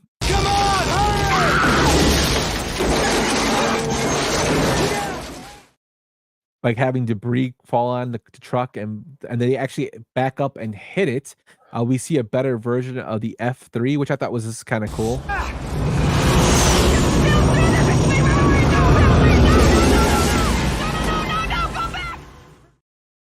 That stuff looks okay. Yeah, that stuff looked great. The part after that was when the log was following them. That looked horrible. The fake that it looked like a straight up, like again, like a old like bad computer video game with the log Jaws following 3. them. Yeah, it did. I don't know, man. Jaws 3 might look better than that one. But eventually they get away, they get into a fight, and Bill basically asks Joe why she's doing what she's doing. It's not gonna bring back her dad. He goes, "You gotta think of things more important, like me. I'm right in front of you," which for some reason his fiance hears over the intercom, even though the button is not pushed. Which the radio, which I always thought was crazy, but I guess she realizes that it's kind of over, that they're kind of reconciling a little bit. They then go to Fairfield, where they stop at a drive-in theater to kind of like lick their wounds and kind of prepare what they're going to do next. This is probably one of the coolest scenes in the film. They're actually seeing, as a storm is brewing, they see a tornado actually come through a movie theater while The Shining is playing. That was cool. Yeah, when the screen is breaking off. Now, if you've been to the Universal Studios in Florida, the ride that was still open for Twister, that scene is actually part of the ride. Oh. You see it in the distance, and the tornado breaks it off, but also with the car that falls on them in the movie theater, the drive-in theater building, which is where they hide when the tornado starts to come down. They all hide inside of a barn, or basically like a drive-in movie theater barn, where things are all flying over. One of the people get hurt with a bowl that hits his head. I thought his head was gonna get chopped off, to be honest with you, when I saw it, and I'm like, oh, and then he has a little cut on his head. He's lucky he lived. But yeah, just showing like the dangers of a tornado. They find out that the tornado has gone to Wakita, Oklahoma, where Aunt Meg lives, and she's basically under rubble. The cool thing is the practical effects were used to simulate the town's destruction as they're driving through. They see the town destroyed, showcasing it was impressive set design for it. The production bought 8 blocks of houses in the old downtown area of the real town of Wakita, Oklahoma, for $7,000 to $10,000 per house. These houses and additional 30 homes built by the production were subsequently demolished by the film's crew for the scenes after the twister passes.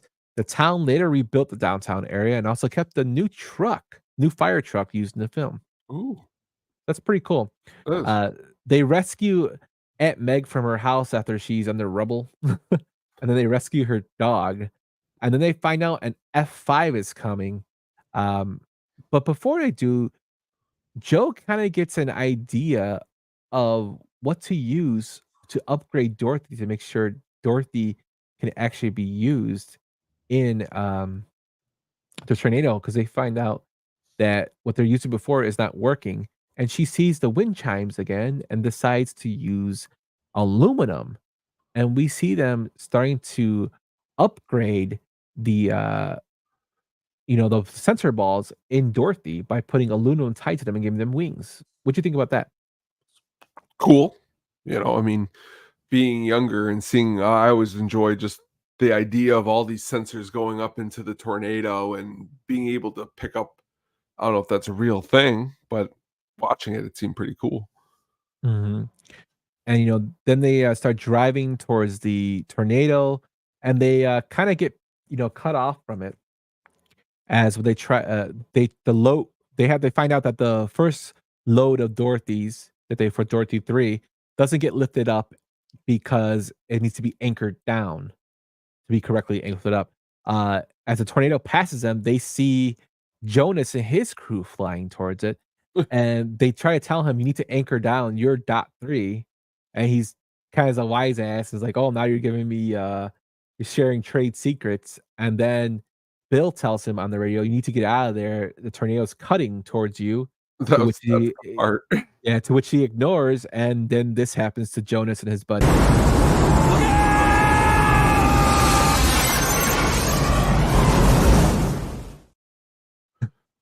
So The whole Jonas ends up time there, dying. Zach's like, dude, Zach Grenier like, do I go forward? Do I don't? Like, Yeah, he's trying to tell him, like, he's telling him too, like, he mentions to him, Bill wouldn't lie to us and to get us in danger.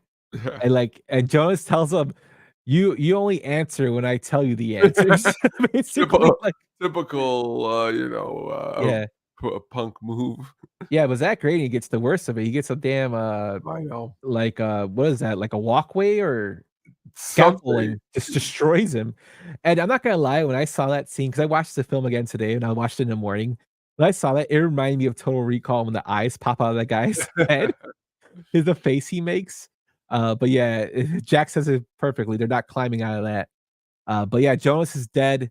We then head to, they finally deploy Dorothy in a cornfield where it's picked up and she's flying, and they show all these numbers for readings that they never explain what they are, but they're getting readings for Dorothy. That's what I But mean.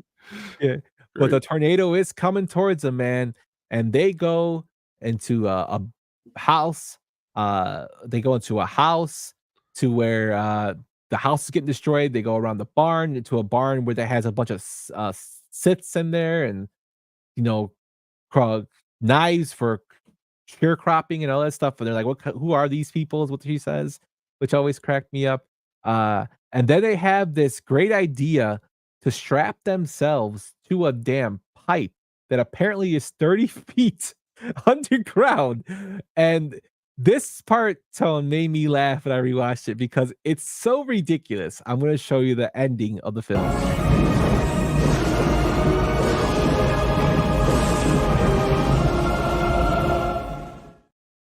They're getting pulled. Now, mind you, in the beginning of the movie, this is a F5 tornado, which is the most powerful tornado. The beginning of the movie pulled her dad off a damn door. It's pulling it previously it picked up a house that they drove through in their car while chasing it. It picked up a house they drove. It picked up a tanker that was full of gasoline that exploded, but it can't pick up pipes that are 30 feet underground. Which I'm like, while they're floating in the air, it just is like, oh my god, that to me, the ending was just ridiculous. I know we're supposed to suspend belief, but Jesus Christ, man. To a pipe, man. To a pipe. I want to know who built that pipe. Was it Super Mario? Like, what the hell is going on that pipe there, man? It's classic. The film ends with Joe and Bill surviving and reconciling their love for each other, while the Dusty and all them come up to cheer that they basically achieve their goal of research that was never thoroughly explained to us. You got the readings. Some a little additional trivia about the film. The movie's tagline, "Don't breathe, don't look back," captures its intense and suspenseful nature. The sound of the tornado was created using slow down recording of a camel's moan. which I thought was hilarious. Filming in Oklahoma was briefly delayed due to the Oklahoma City bombing in 1995. Like we said, Bill Paxton and Helen Hunt got their hepatitis shots due from the practical effects. And the famous cow scene was inspired by actual reports from farmers finding their cows miles away after a tornado. Crazy. So, what'd you think of that breakdown, my man? Again, the movie itself is again, it's a great popcorn movie, and pretty much the presentation is just, listen to Bill Paxton when you're going into tornadoes. Don't be like Carrie. What was the line again he said before when he said that? You just said it. Oh, it's like, yeah, you only answer when I give you the answers. I love when a bad guy does something that he's about to die, but he says like just the most confident line ever, like you're gonna do what I say. Yeah, it was so corny, but he got messed up, man. That guy got that scaffold ran through him, and Jonas just blew up in his car. So, and then the best part is like Bill Paxton's like idiot, stupid, and like Joe is like the way she saw it happen, like her expression was just like, oh, like I don't know, man. But that's Twister, the film breakdown. You want to get into some critical reception and fan theories? Let's do it.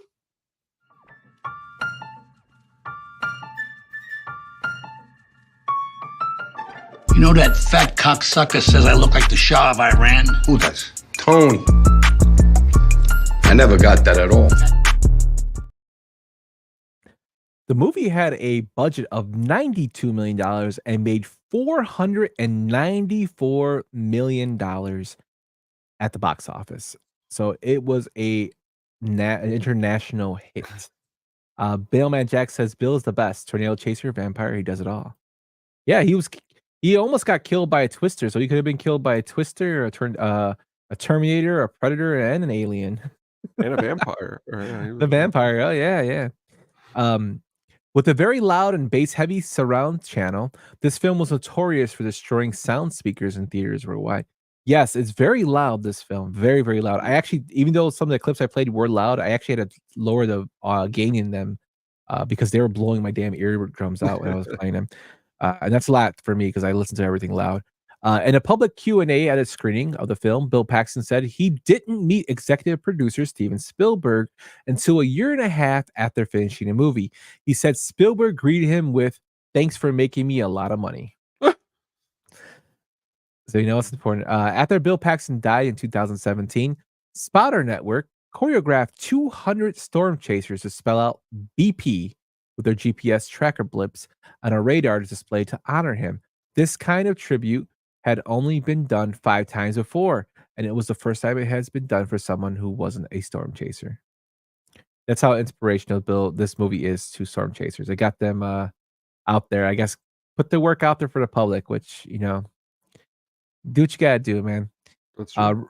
Roger Ebert gave the film 2.5 stars out of 4 and wrote, "Its drama, Twister resides in the zone. It has no time to waste on character, situation, or dialogue and nuisance." On Rotten Tomatoes, the film holds a approval rating of 67% based on 136 votes with an average rating of 6.6 out of 10. The site's critics' consensus reads a high-concept blockbuster that emphasizes special effects over 3-dimensional characters. Twister versatile thrills are often offset by the film's generic plot. I kind of agree with that. Yeah, I mean, those are fair ratings, maybe a little lower, but yeah, it's fair. Mm-hmm. And then, as I said, with the technology issues, in a review for the Washington Post, Destin Howell wrote, "It's a triumph of technology over storytelling and the actor's craft. Characters exist merely to tell a couple of jokes, cower in fear of downdrafts, and otherwise kill time between tornadoes." So not everybody was a huge fan. No. A cool thing about this is on May 24th, 1996, a tornado destroyed screen number 3 at the Can View Drive-In in a theater in Thorold, Ontario, which was scheduled to show Twister later that evening. In a real-life parallel to a scene in the film which a tornado destroys a drive-in that's showing The Shining.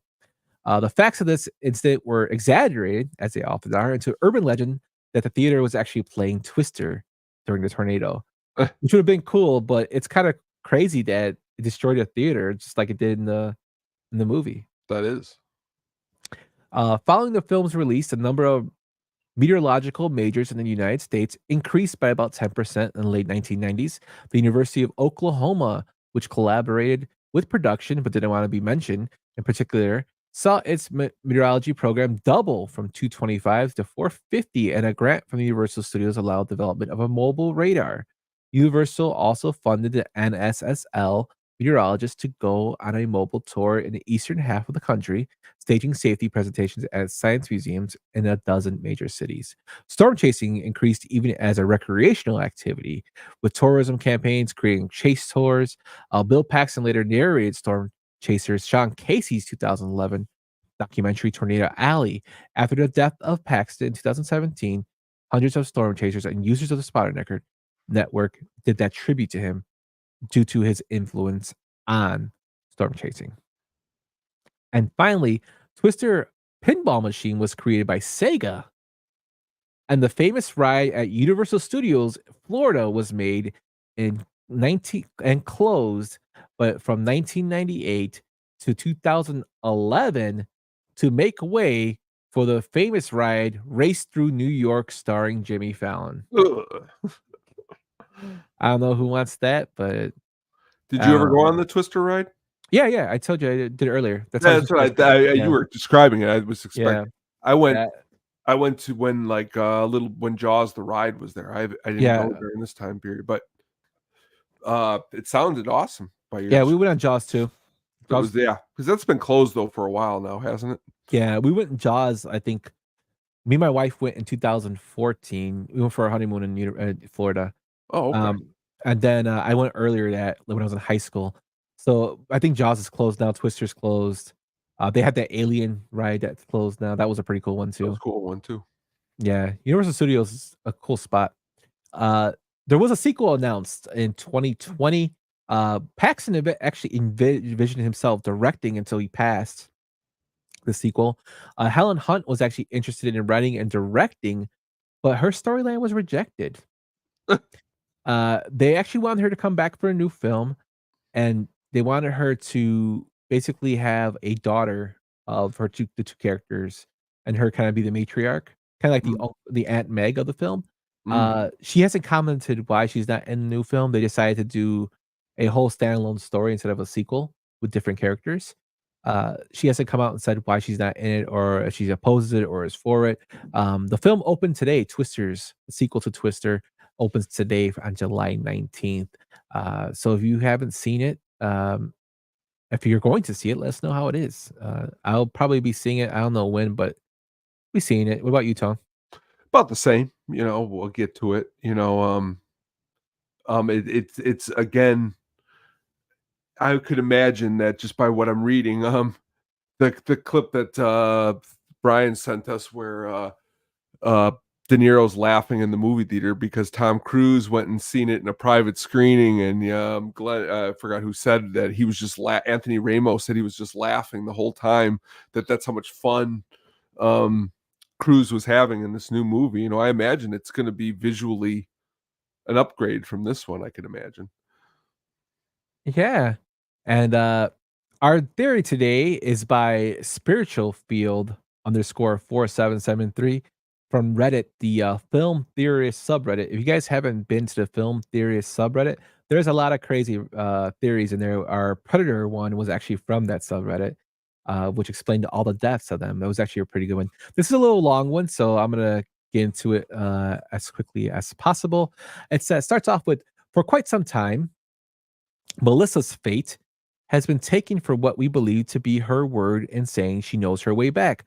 But there's a difference between knowing the distance of areas and what's coming around you, and the case may be true for Melissa.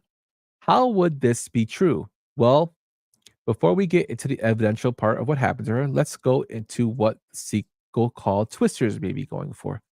From what Helen Hunt is intending to happen for a sequel, this is also before Twisters was released, remind you, for a sequel, is for Joe to die in the story. And even though this idea was rejected back then, that doesn't mean it hasn't resurfaced, as development of the film's plot has been working on starting a sequel, then a remake, reboot of some sort, and then, and likely Finally, a sequel with possibly Helen involved in it. And if it's possible, Bill and Helen's daughter are set to be the protagonists of the film. Now, what does Joe's death have to do with Melissa during the events of Twisters 1996? The answer is this: it's clear, at least from Helen, that Twisters is going to take a darker turn on the effect of what the audience has been invested in, such as characters we know being killed off or during it. Even Bill Paxton knew of the dark possibility where this movie could head, though it's unclear if he knew the sequel would be this dark, or at least it's clear by him of considering Twister to be dark. Twisters would have to kick it up a notch to keep the spinning steam of darkness going. Because of that, Mother Nature will escalate for Bill and Joe's further than what we anticipated. Even when the warning data they got from Dorothy and the F5 won't prepare them for what's to come. They never explained that data, so I don't know what it is. It was just a bunch of numbers. This this potential upheaval raises the stakes for how it affects them as well. And given how the actors for Bill and Dusty have passed away, it is very likely that they will be killed off early on during Twisters, with history repeating itself for Bill to be like Joe's father and sacrificing himself to save his daughter. And this trauma will further break Joe in losing another loved one for her to want to join with him mid or anyway through Twisters. But what does this have to do with Melissa? Yes, what does it have to do with her? The narrative will go like this: whenever nature attaches itself with will be brought into effect with it, regardless of them avoiding it or not. Joe's trauma over what happened to her father negatively affected Bill's relationship, and where he may have had Melissa to be his reproductive therapist, and why he was having mental issues with having a baby with Joe because of the trauma escalating. Bill strays away from Joe and develops an interest between him and Melissa, making Melissa have a closer part in nature has done to Joe. Because of Bill going to find a way to sign the divorce papers and where the storm chasers are, he suggests to Melissa that it would be a good idea to be part of what they are doing. But she insists, no, it wouldn't be a good part of her good what they're doing, but she insists to tag along.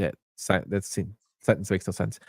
Placing herself to be with the dangers of the crew and what they are doing, but later she will regret. Upon hearing Bill and Joe's feud over how the tornado took Joe's father from her, and Bill reminding her that she still has someone for her, Melissa contemplates on what her asking to be part of the storm chasing was a good idea, with the F4 at night further making sure that she got herself into a situation that she doesn't want to be in anymore, and tells Bill that she can't be part of this of him and what he does for a living, telling him she's got to go back home and she's got to be where she belongs. Do keep in mind, Bill never meant for these events to happen to her in these circumstances, but at least from the implication during the scene, he did have a choice to not keep doing what he was doing with the storm chasing and go with her, no longer doing his dangerous job. However, what he didn't intend to happen for her may have arrived in a way he should have seen coming, especially during the night they live in. Melissa tells Bill she knows her way back, but did she even know about the night of the storm she was was in during that time? And when exactly was she planning to go back? If you ask me, if she decided to go back home during the night, then she made a horrible mistake, as this was the night of the supercell, which was ongoing even the day after, with the giant F5 proving this. While she may have decided to go back home during the day after that night, we have no intel on her doing this, and it's possible she may have worked up the nerves and being in what the storm chasers were doing, and the reality between Bill and Joe's relationship to why she can't compete with Joe in Bill is truly in love with. That would have tried to make sure she go out there as soon as she could, never wanting to be near the area she was in ever again. Maybe renting a vehicle of her own, buying one, or getting someone to take her back. I'm not sure, nor am I sure if she had a place to stay for the night, given how much damage the F4 did from where she was staying.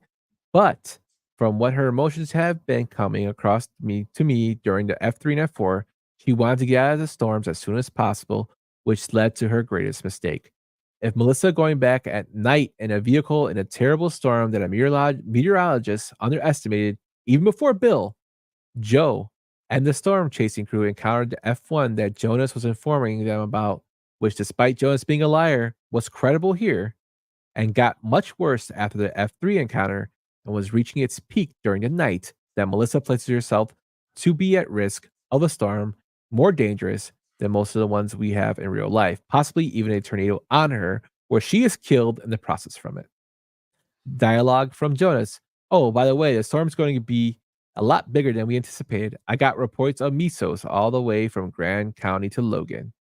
The messed up part about this, Bill didn't have enough time to warn her about the dangers in going back home in a storm like that, and because of her not knowing, the guilt is brought upon him onto him soon after the events of Twister, further ushering Bill to be more protective of his wife and daughter. That likely leads to his death too. That was a long way of saying that Melissa's dead and Bill feels bad. What do you think about that? So I thought that was pretty cool. I like the way it wrapped up there at the end. You know, the way she drives back into the storm and she dies and he's guilty. It's kind of cool there at the end. Yeah, it could have been. I mean, now that we know what Twisters is about, it's not about the original people. We don't know if they show up or not. Yeah. Well. But you know, I think it would have been kind of like a cool little tie-in if Helen Hunt was still doing it. Yeah. So that is our Twister breakdown. I am sorry for rambling on. There's a lot of information in this part of the segment than there usually is. But Tone, any final words about Twister? Again, you know, for the time it came out, that mid-90s summer flick, good time. Van Halen rules. Van Halen rules.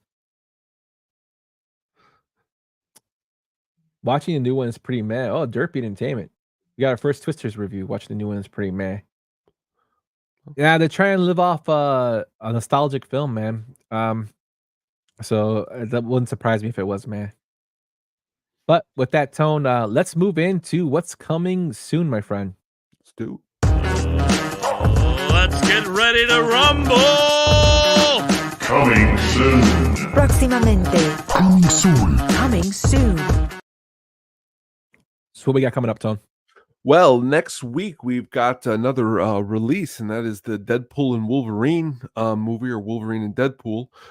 It's going to be coming out, so we're going to pick 10 superhero movies, 5 and 5 between us, and we'll see what we're going to come up with. Yeah, it's something a little different. I know we did a Marvel series and an X-Men series, but it's kind of cool if we did like Superman, but it could be any superhero movies from DC. I mean, I'm planning to go deep outside the box. I'm sure so am I. So we're gonna have some fun with this one. Definitely. So check us out. We'll be back at regular time Friday at 8:00 next week. I will not be going to the game that day, but it'll be good to go back to back weeks at the regular time. So be sure to check us out there and at the YouTube channel. Just a heads up, also, we are very, very close to getting the amount of hours for our YouTube channel. So if you like our stuff or like the reviews that we're doing, the VHSs, martial arts gems, movie reviews, getting drafty in here pod, be sure to check them out on the YouTube channel to help us boost those numbers up, because we're so close. We appreciate you guys watching us live and on the replays. Yeah, Tone, I want to get to this before we get to the Sugar Baggy soundtrack pick of the week.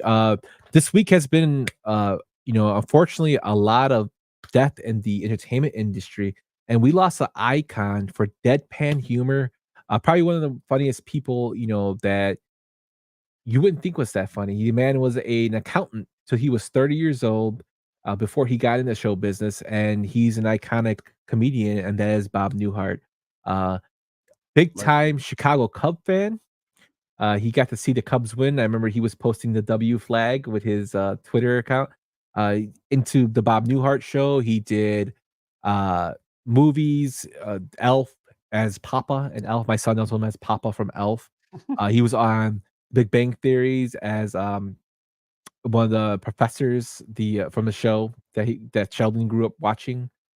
Just an iconic soul, great human being, and unfortunately he's passed and no longer with us.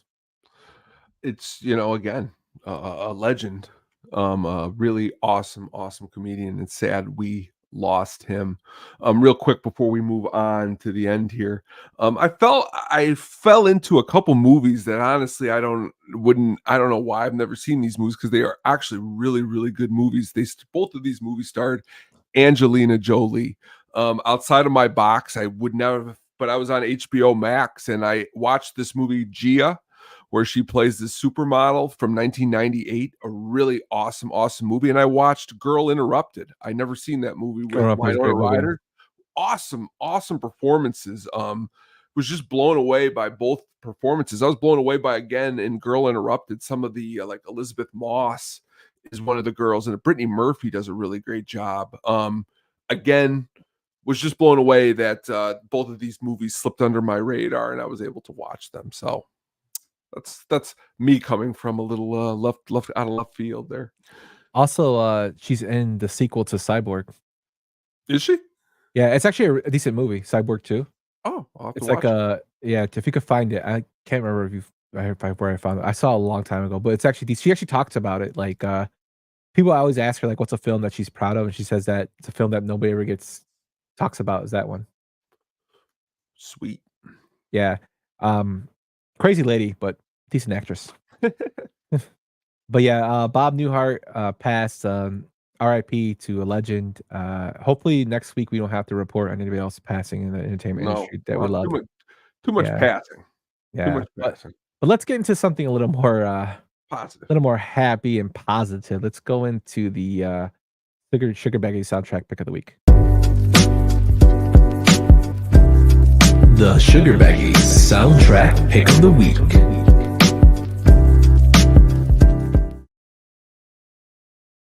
I was thinking about what soundtracks to pick this week, and this soundtrack is just awesome. It all started why I picked the soundtrack, because last week I was cutting the lawn and well, this song came on, and it's been a long time since I heard it, but this scene in this club, we've talked about a lot of awesome women tonight. Jamie Gertz, we talked about Rebecca De Mornay. Now we're going to go to another one of my faves here. This is a great scene. I wish we were leaving, actually, the show, and we were going to this club right now, Yum.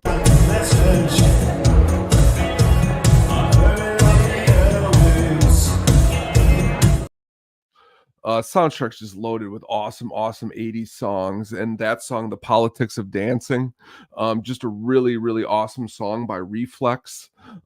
Just a great soundtrack, and I love this movie a lot. I think it's got a lot of style. I think it's a really cool action movie. I like this one. What do you think?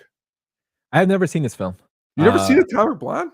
No. I've seen trailers for it, but I've never seen it. Oh, I could just see you loving this movie, especially if you like John Wick.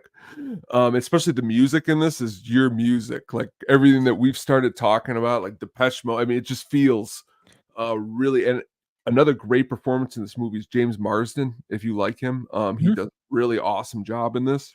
But I suggest that you check it out. And I didn't get to mention it enough, but back to Twister really quick. That scene with the Deep Purple when they play Child in Time and he's blasting it and they're riding, probably one of my favorite scenes in the movie. I just love that. And we had a lot of good music in tonight's episode, between mixed in scenes from Twister with Stevie Nicks to Van Halen to Atomic Blonde soundtrack. It's been a good time. The politics of feeling good. Yeah, good pick, man. I know I'll check this out. Please, I mean, honestly, I don't ever say do it, but even myself, it's been a couple of years since I've sat down and rewatched it again. But I mean, in the theater when me and Katie saw it, I mean, walked out of the theater saying this movie's incredible. Yeah, she just does a really good job. It's another one I got to add to the list. I got a lot of stuff that's piling up on. That's the best part. All my friends are like, I'm just going to add another one to this list that you tell me about, because they're just, really cool. And again, I forget she's in Fury Road, but she just does a good job in the action department too. Is Charlize? Oh, Charlize Theron, like probably her best role in my opinion was Monster. Oh, that's great. But yeah, great actress. I love her work. So that's our show for the week. We dove into Twister, and then talked a little bit about Twisters. With a little fan theory magic in there. We got a good soundtrack of the week. Shout out to Mailman Jack for giving us the special delivery with National Treasure.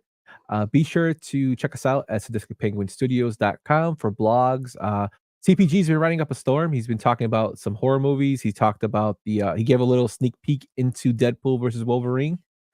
We also have It's Getting Drafty here. We'll be returning on the 24th, talking some Jerseys talk with Baloney, the Chicago Sports Bums. And I believe, who was the other person on that one? Do you know, Tom? It was the other bum. What's her name? Mary. What's the Aaron? Yeah, Aaron. Oh, okay. The intern. Yes. Aaron and Baloney from the Chicago Sports Bums will be on. That should be a good episode. Tony's been killing it with the hookup on music. He just released a new episode this week with Cool in the Gang, which I thought was I got great. a whole different stuff in there. I mean, it had everything from Fear Factory to Cool in the Gang to Foreigner, who you had thrown on the table. This Wednesday we'll be returning before that show at 8 p.m. We'll be at 7 p.m. Fellow Penguin Marge will be joining me, and we're going to have a really awesome, we were talking earlier, in-depth conversation on just awesome music. I feel like me and her can just pick any song and probably talk a long time about it. So it's going to be a good time. Please tune in. Yeah, so tune in on this YouTube channel if you're watching on YouTube or at Statistic Penguin Studios YouTube. Like I said, any watch time you guys give, we really appreciate it. Thanks again for watching. Thanks for listening. If you listen on Spotify or wherever you get your podcast, we'll be back next Friday, with some superhero movies. Be sure to check out the website and the YouTubes. I'll be releasing something. I know Tone's gonna be releasing something. We'll have some blogs and whatnot coming. I got some ideas there rattling around in my big old head. And until then, we will see you guys next week. Peace. Thanks for listening to the At the Show podcast, a Sadistic Penguin Studios production. Game over, man. It's game over. What the fuck are we gonna do now? What are we gonna do? Maybe we could build a fire, sing a couple of songs, huh? Why don't we try that?